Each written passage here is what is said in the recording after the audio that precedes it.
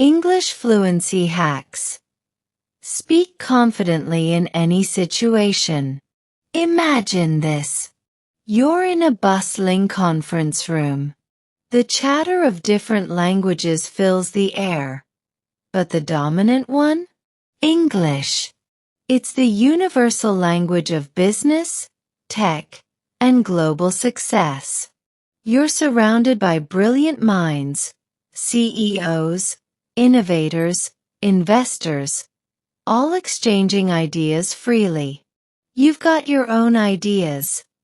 Ideas that could change the world, ideas that could launch your career to new heights.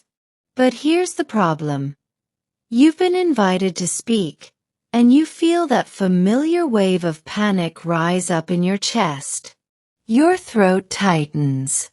Your mind is racing, trying to translate your thoughts into English, but it's like your brain is stuck in first gear. The words you want to say are there, but they're trapped, tangled in a web of hesitation. Suddenly, all eyes are on you. The room goes silent, waiting for you to speak. What if, in this critical moment, you could rise to the challenge? What if, instead of stumbling, your words flowed effortlessly? Instead of anxiety, you felt calm. And instead of freezing up, you commanded the room with confidence, clarity, and purpose. It's possible. And today, I'm going to show you exactly how to get there. But first, let me tell you about David, a young entrepreneur who was on the verge of losing everything because he couldn't speak English fluently in high-pressure situations. He was brilliant in every other aspect of his work, but this one hurdle nearly shattered his dreams. Yet, instead of backing down, David found a way to hack the system. And now, he's a global success. Stick with me, and by the end of this story, you'll not only know David's fluency hacks, but you'll be ready to apply them in your own life. Before we dive into David's transformative journey, don't forget to hit that subscribe button and turn on notifications.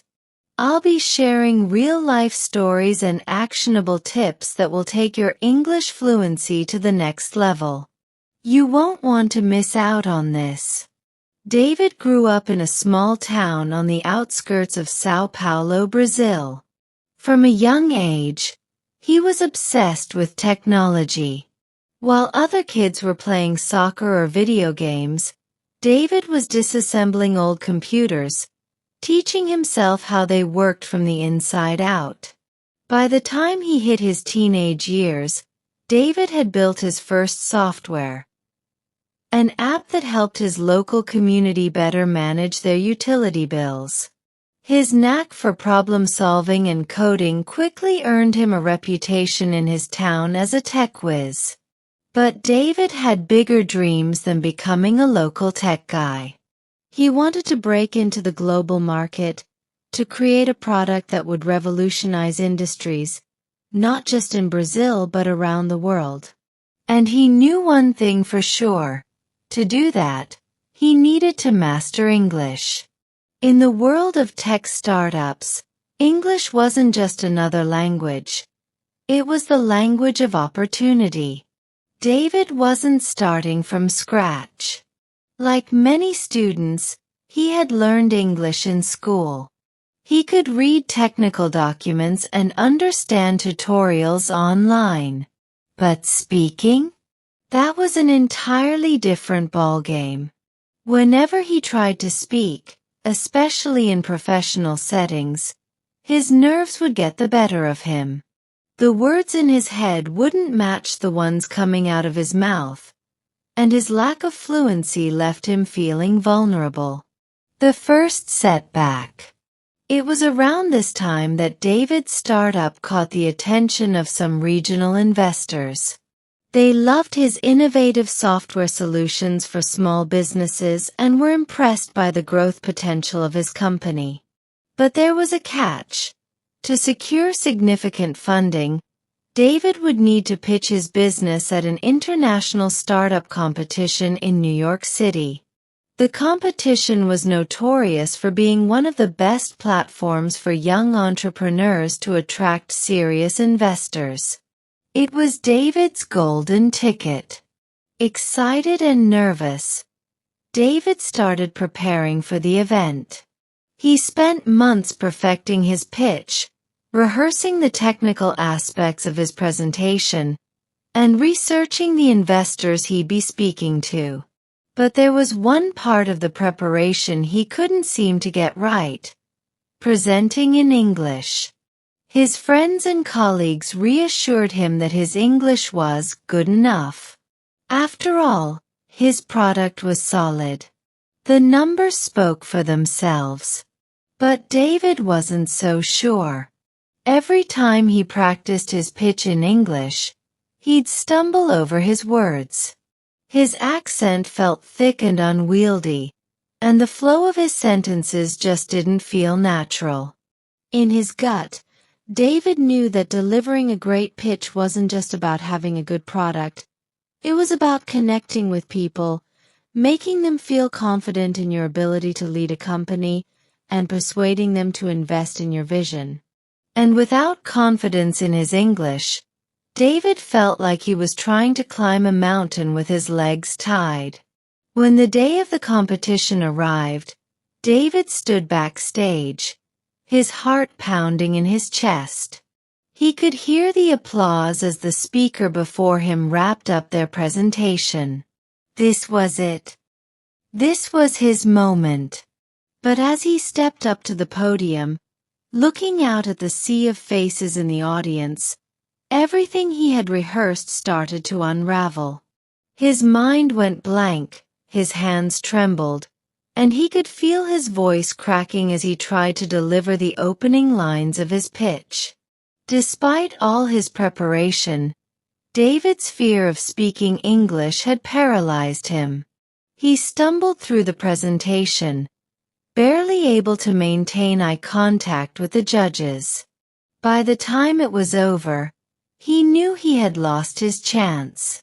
The feedback from the investors confirmed what he already knew.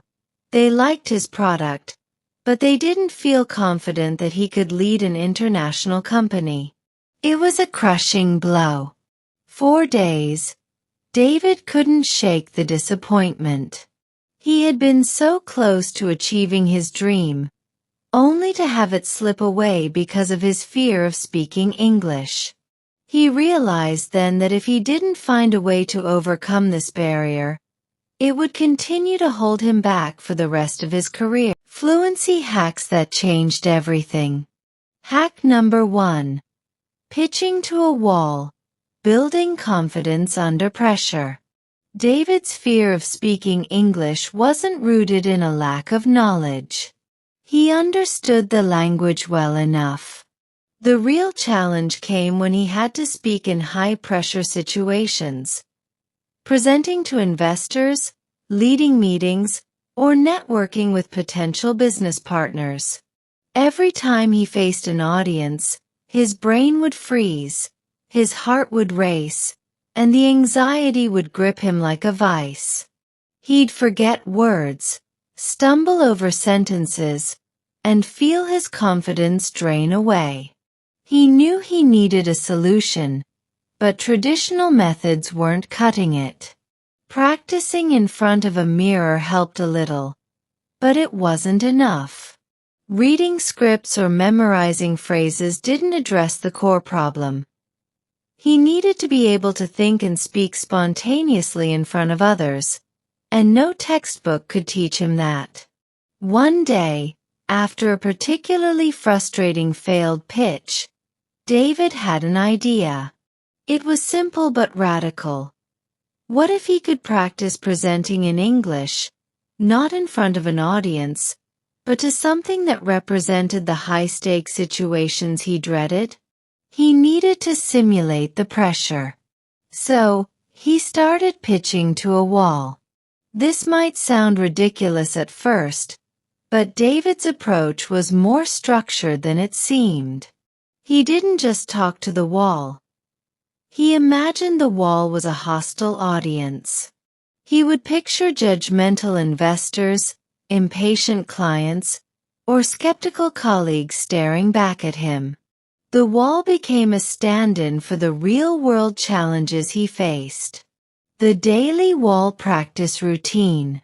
Every day, David would set aside 30 minutes to pitch his business ideas, not just in English, but under the imagined stress of his toughest audience.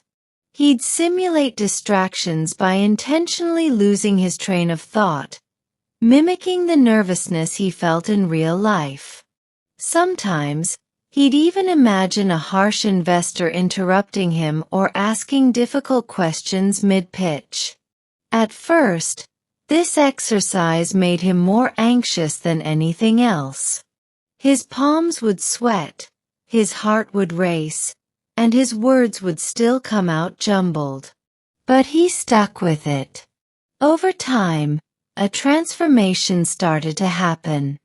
By consistently facing his fears in this low-risk environment, David slowly built up his tolerance for pressure. He learned to keep going even when he made mistakes. He trained himself to stay composed when he stumbled over a word or lost his train of thought. And most importantly, he developed the resilience to push through moments of self-doubt. After several months of this practice, David found that the real-world scenarios he once dreaded no longer felt as intimidating. The high-stakes meetings and presentations that had once triggered his anxiety became just another version of his daily wall practice. He was no longer afraid of making mistakes because he had trained himself to handle them. Why this hack works. Pitching to a wall isn't about practicing perfect English. It's about building mental resilience and learning how to stay calm under pressure. The act of simulating high-stakes environments forces your brain to adapt to stress in a controlled way. It's like exposure therapy for public speaking fears. By repeatedly practicing in the simulated environment, you trick your brain into seeing stressful situations as less threatening. For David, this hack was a turning point. He no longer felt crippled by fear in front of an audience because he had built up a tolerance for the pressure. His fluency didn't improve overnight, but his confidence did, and that made all the difference. Hack number 2. The 3-second rule for mental clarity. David's second breakthrough came not from practicing English but from mastering his mental state during conversations. In high-stakes situations, especially when speaking in a second language, it's easy for your mind to race. You might worry about what the other person is thinking, whether they're judging your accent, or whether you're going to make a mistake. This mental chatter can lead to panic, and panic leads to errors. David found himself constantly battling this inner dialogue. During meetings or conversations, his brain would rush ahead, trying to predict what was coming next. This would lead to mistakes, awkward pauses, or worse, blurting out sentences before he had a chance to think them through. One day, while watching an interview with a famous public speaker, David learned about a technique that changed everything. The 3-second rule. The idea was simple but powerful. Before responding to any question or comment, wait 3 seconds. This brief pause gave the speaker time to gather their thoughts, ensuring they spoke with clarity and purpose. David decided to apply this rule to his own life. The next time he was in a meeting, instead of jumping in with a quick response, he forced himself to pause. At first, the silence felt uncomfortable. He worried that people would think he didn't understand the conversation or that he was unprepared. But to his surprise, the opposite happened. Mastering the Mastering the pause. The first time David tried the 3-second rule, he was in a virtual meeting with a potential client from the United States. The client asked a complex question about David's software. Normally, David would have scrambled to respond quickly, afraid of being judged for taking too long. But this time, he took a deep breath and silently counted to 3 before answering. The pause allowed David to process the question fully. He wasn't just translating words from Portuguese to English in his head. He was thinking about the meaning behind the question and how best to respond. When he finally spoke, his answer was clear and concise. And to his surprise, the client didn't seem bothered by the pause at all. In fact, they seemed to appreciate the thoughtful response. David began using the 3-second rule in every conversation. He found that the brief pause not only gave him time to think but also reduced his anxiety. Instead of feeling rushed or pressured to speak, he felt in control of the conversation. The pause became a tool for mental clarity, allowing him to focus on what he wanted to say rather than on the fear of making mistakes. Why this hack works. The 3-second rule works because it interrupts the cycle of panic that can happen when you're under pressure. In high-stress situations, your brain often goes into overdrive, trying to process too much information at once. This can lead to mistakes, awkward silences, or rushing through your words. By pausing for just a few seconds, you give your brain the time it needs to organize your thoughts, ensuring that you respond with clarity and confidence. For David, this hack was a game changer. It wasn't just about speaking English more fluently. It was about staying calm and composed in any situation. The 3-second rule allowed him to slow down, think clearly, and communicate more effectively, even when the pressure was on. Hack number 3. Immersion without overwhelm. Podcasts and audiobooks. The next hack David discovered was about immersion. We've all heard that the best way to learn a language is to immerse yourself in it. But for many people, the idea of diving headfirst into English-speaking environments can be overwhelming. It's easy to get frustrated or discouraged when you don't understand every word, and that frustration can lead to burnout. David had experienced this firsthand. In the early days of his language learning journey, he had tried to immerse himself by watching English TV shows, reading English articles, and listening to English music. But it often felt like too much. He would get lost in complex dialogues, misunderstand key points, and end up feeling more confused than before. Then, David stumbled upon a more structured approach to immersion, one that allowed him to practice English daily without feeling overwhelmed. He started using podcasts and audiobooks as his primary tools for language learning, but with a twist: active immersion. Within months, David's approach to English had transformed. He no longer avoided speaking English in meetings or feared pitching to investors. In fact, he sought out more opportunities to present in English, knowing that every time he spoke, he was becoming more fluent and confident. 6 months after his disastrous pitch, David returned to San Francisco for a second chance. This time, he walked onto that stage with a sense of calm. He delivered his pitch with clarity and passion. And when the questions came, he didn't rush or stumble. He used his 3-second rule, thought through his answers, and responded confidently. The result? David secured not one, but 2 major international investors.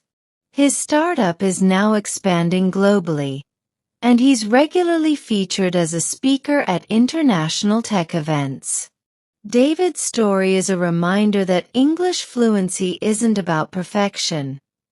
It's about building confidence, mastering a few powerful hacks, and pushing through the fear. You don't have to be a native speaker to communicate like a pro. You just need the right tools. And here's the thing, you can do it too. If David can go from fear and rejection to global success, so can you. The only question is, are you ready to take the first step? If you found David's story inspiring and want to learn more about how you can hack your way to English fluency, make sure to subscribe to this channel. We're here to give you the tools, the tips, and the motivation to speak English with confidence in any situation. You've got this.